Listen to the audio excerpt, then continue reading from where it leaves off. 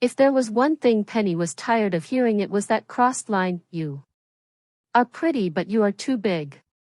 She had heard it so many times that if she got 1 naira for each time a man said it, she would have built a small estate in Lagos. Penny was a 31-year-old single lady who works with a pop insurance company and lived on the mainland in a 2-bedroom flat all alone. She had a sharp mouth, a good heart, and hips that didn't lie, but every time she introduced herself to a man at weddings or through matchmaking answers, the conversation would end in one form of body shaming or another. "I like you, but can't you just lose more weight?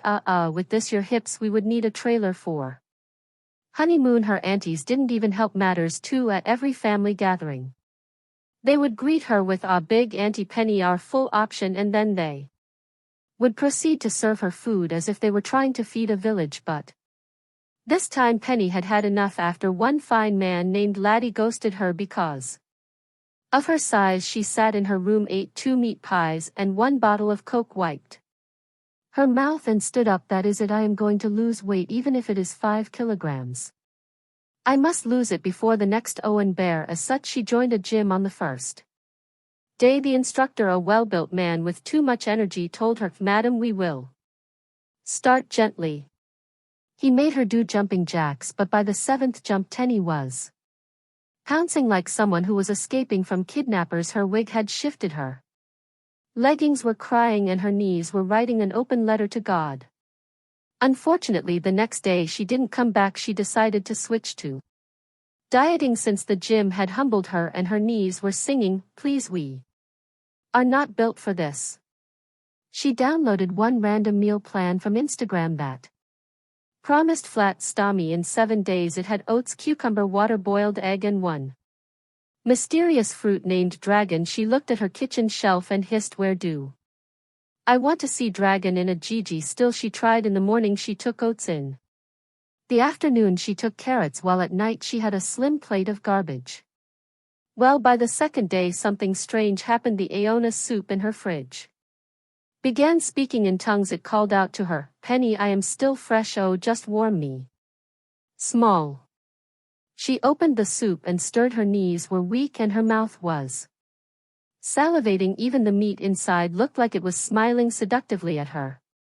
And that was how she felt to temptation, like Eve in the garden. The next morning, Penny got to her office feeling guilty and irritated. Her usual loud earrings were missing and she moved like someone who lacked confidence. Her colleague, Cynthia, the office fashion killer, stopped at her table. "Penny, are you okay?"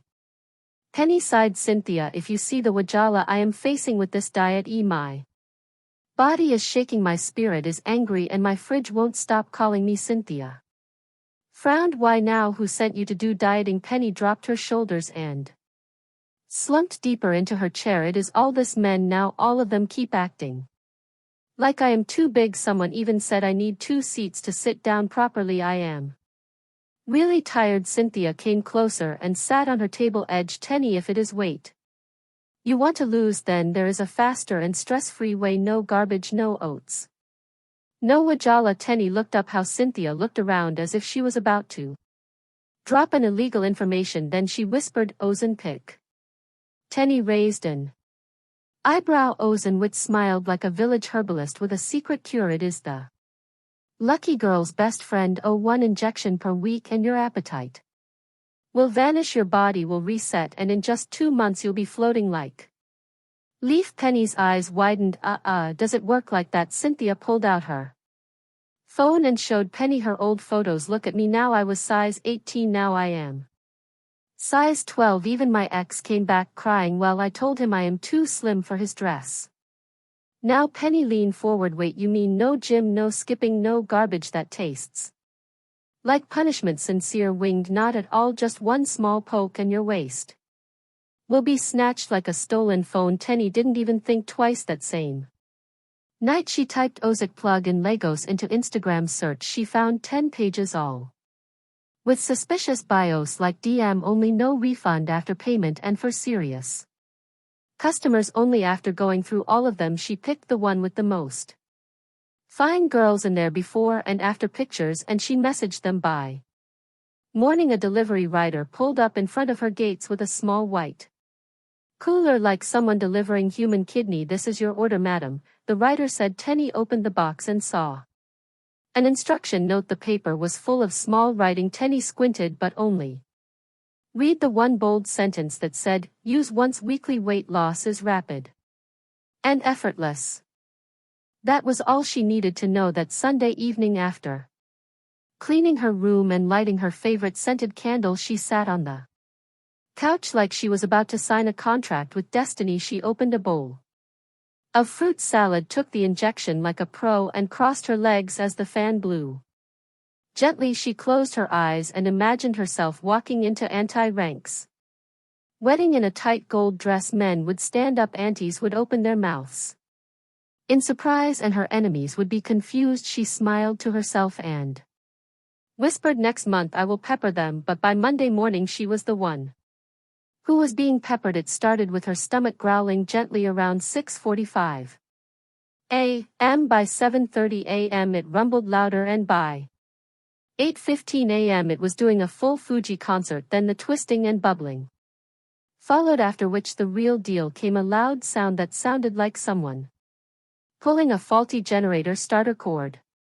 Penny held her belly and froze. Is this the fat melting on my intestines giving up? Well, she still managed to wear her office gown and got to work, but by 11 a.m. she had gone to the toilet 3 times, and each time her soul left her body briefly. At some point she started walking slowly like someone who had just fought with their landlord and lost. By lunchtime Sisha saw her and smiled. "How far now is it working?" Tenny forced a smile. "Yes, so I think I am melting small inside and out." Well, what Tenny didn't know was that she had just entered the battlefield of Omiwala, and she was about to extend that Wajala to another innocent soul. Tenny had gone to a baby shower in Ogud, one of those events where they served rice, small chops, and unsolicited advice. She wasn't even close to the celebrant, but her mother forced her to represent the family because, as she puts it, "You need to be seen. Who knows where your husband will find you?"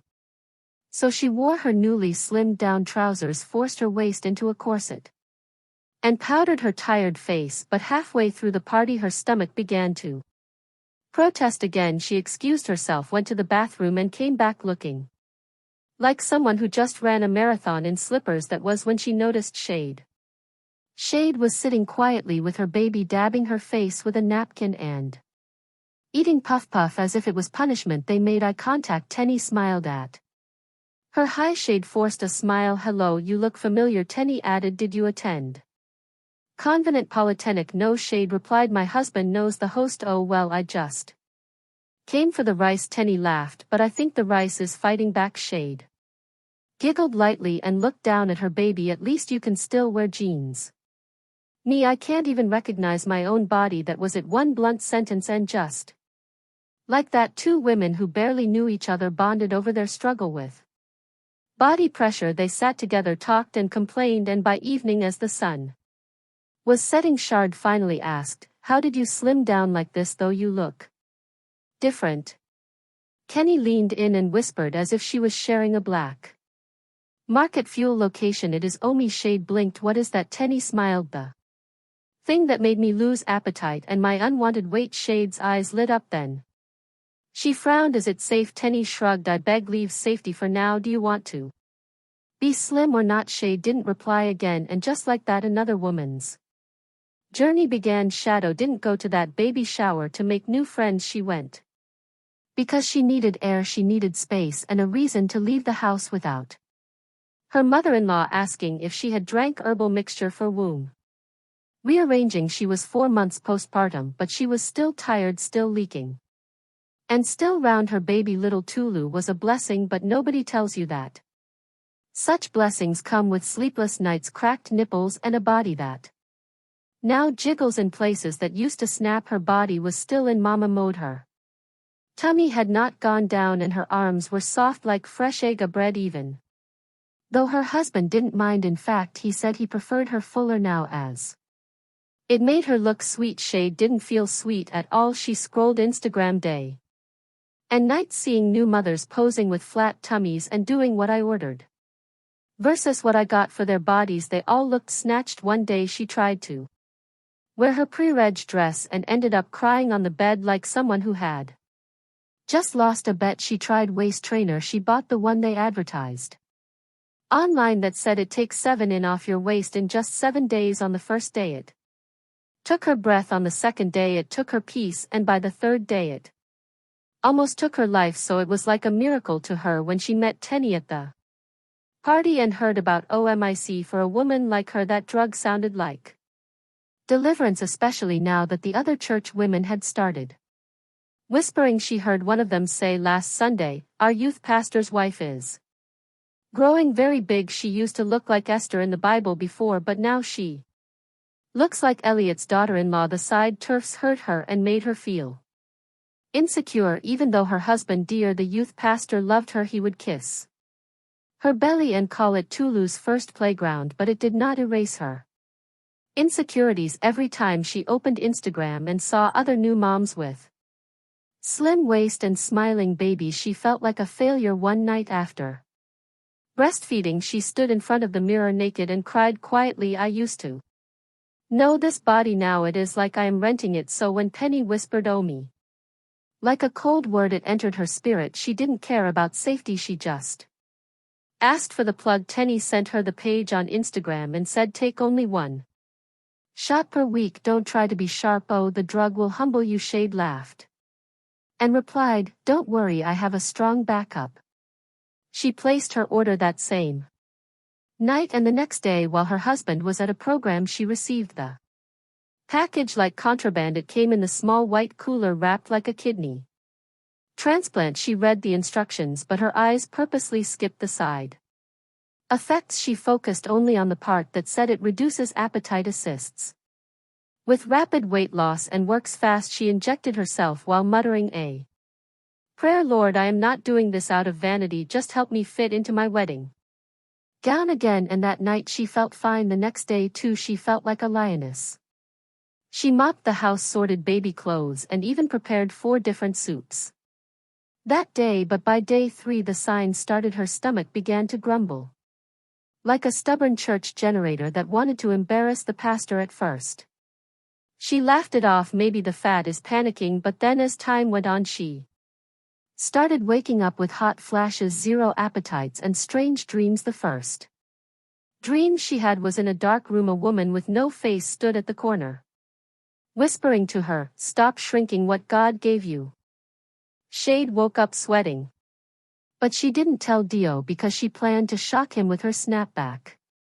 However, by the end of the month her breast milk had stopped. Baby Tulu cried all day. Her appetite disappeared and her eyes began to sink. Still she pushed through because she convinced herself that beauty had a price and she was willing to pay for it anyway. The dreams continued every night. The faceless woman returned. Sometimes she was crying, sometimes she was shouting at her. At one instance she even pointed to Shade's reflection in the mirror and said, "Is this who you are now?"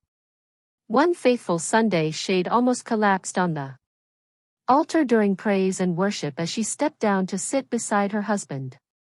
One of the church elders murmured, "She is slim, she wants to be, and now she looks like a shadow who is even advising her to lose weight." Shade didn't respond. But that night something in her finally broke. She looked at her baby, then at the mirror, then at the tiny white injection pen on the table. Without thinking she picked it up, walked to the bathroom and flushed it down the toilet. Surprisingly, the weird dream stopped that same night. The next day after flushing the OMIC pen, Shade felt lighter, not in body but in spirit. She knew it would take time for the effects to wear off, and then 2 days later she was scrolling Instagram during baby's nap time, just minding her business, when she saw Baller's new photo trending on her feed. It was a full body short with tight jeans, crop top, flat stomach, clean makeup, and a caption, "Be the woman they said you could never be. Hashtag discipline, hashtag glow queen." Shade blinked. Who is this? Not Baller from university. She zoomed in. It was her, but different, because this Baller was not that same one. She knew this one was sharper and smaller, as if someone edited her with filter and fasting. Out of curiosity Shade clicked on Ba's page. What she saw There gave her a shock. Everything had changed, from the quotes, the captions, the followers, the pictures, and even the voice in her reels was now soft and sounded British. Ba, is she using Ompic? I know her now. This weight loss cannot be ordinary. Will see to the end. Shah. Now Bola was the third person in this unplanned weight loss drama, but unlike Penny and Shadi, who melted from injections, Ba didn't buy anything. Her own miracle was fully sponsored by premium heartbreak. She was melting from love and lies. Bola was naturally thick and lively, with a big smile, big hips, and a very big energy. She loved food, especially swallow. If a meal didn't have soup to Baller, it wasn't food. She could eat pounded yam by 1000 p.m. and sleep like a baby afterward. She never saw anything wrong with her body until she met Faye, the beginning of her weight loss journey. Femi was a tall, light-skinned man with the perfect gym body. He met her one Sunday after service and said that one line that weakens many women: "I've been noticing you." Ba couldn't help herself, and it didn't take long for them to be seen together. Femi posted her pictures with mesmerizing captions like, "Can someone remind me how to breathe again? Now I understand why poets never run out of words," and the one caption that always confused her: "My slim queen." Slim Queen. Bowler wasn't slim, or at least not yet, so she asked one day, "Why do you always call me slim?" Femi smiled and said, "Because you have potential." And that was the beginning of her Wajala. At first she thought Femi was joking, but little by little the pressure started. He would say things like, "Baby, let's skip dinner tonight, fasting is good." Or, "Don't wear that gown, it makes you look more than usual." One time they were out with his friends and one of them joked, "Ah, Faye, you like tick, madam." And Faye laughed, not in a cute way though, but in an embarrassed style. Ba felt it like hot pepper on a wound. That night she looked in the mirror and said to herself, "I must lose weight, not for me but for love. I can't lose Fi." And from that day she changed. She stopped eating swallow at night, started going on 6 p.m. walks, bought slimming teas, downloaded workout apps, and deleted food pages from Instagram. But her weight loss wasn't just from effort, it was more from stress, because Faye gave her no peace at all. The moment Baller fell in love with him, Femi changed like a politician who just won an election. He barely called unless she called first. He would even give excuses about why he couldn't spare a minute to chat with her again, and she once caught him replying, "Thank you, love," under a random girl's comments on Instagram. As such, Baller started competing for love. She went through his phone like FBI, deleted girls from his page and blocked random women just to feel safe. She was always apologizing, always adjusting, and always trying to earn what should have been given freely to her. In the process of all this, she lost her appetite, her confidence, as well as her sleep. Femi had finally turned her into a shadow of herself, but she kept on convincing herself, "Maybe if I lose 5 more kg he will love me again." Unfortunately he didn't. One Saturday she decided to surprise him. She cooked his favorite 4 and pounded yam and went to his house. She opened the door with the spare key he gave her months ago, only to meet another girl in his kitchen. She was wearing his shirt and making tea with waist beads jingling like Christmas bell. "Who are you?" the girl asked. "I should be the one asking you." Bala replied sharply. Femi came out of the room and was shocked to see Ba. "You didn't tell me you were coming. See, it's not what it looks like." Ba couldn't believe her ears. She quietly dropped the food, walked out, slowly entered a car, and cried all the way home. That night she cried even harder when she realized that she hadn't eaten proper food in 2 days, and she was not even hungry. Her body was shrinking, but so was her joy. Even though she tried to cover it up with Instagram filters and fake smiles, one day she decided to attend a women's seminar at her old university chapel just to distract herself and maybe find peace in the crowd. As fate would have it, she saw a familiar face at the venue, a woman bouncing a baby and sipping malt's shade. A shoddy shade from Moscow. Shade turned and smiled. "Baller, my God, look at you." They hugged and laughed. "You are really glowing." Shade complimented, you. Slip down W, I almost couldn't recognize you. Boss smiled weakly, thank you. They sat together during the session just like old times and later. Went to get suya that night. Shade messaged her on WhatsApp. Shade, I wanted to tell you at the seminar I saw your eyes, you looked tired. Bola replied, I am fine. Shade sighed, that was what I said before I almost collapsed. BA was confused. Then Shade sent a voice note explaining everything, the Ampic drama, the hallucinations and the toilet saga. BA was shocked. She then asked, wait, you know someone else who used it too? Shade replied, yes, her name is Tenny. She introduced it to me after I met her at a baby shower. You need to meet her too. And that was how the parts of three women, a tired wife, a shamed girlfriend and a woman with an unstable belly, began to collide. However, Tenny was the first to feel the real side effects. By now she had done her 7th Ompic injection and yes, the weight was dropping, her jawline was sharper, her clothes were looser. Even her neighbor asked if she had done liposuction in secret, but the problem was that her stomach had become a full-time alarm clock. Every day at work it would begin its madness at 10:30 a.m. One time in the office meeting, it made a sound so loud that her boss paused the PowerPoint and asked, sorry, was that thunder? Kenny smiled awkwardly, no sir, it's just internal weather.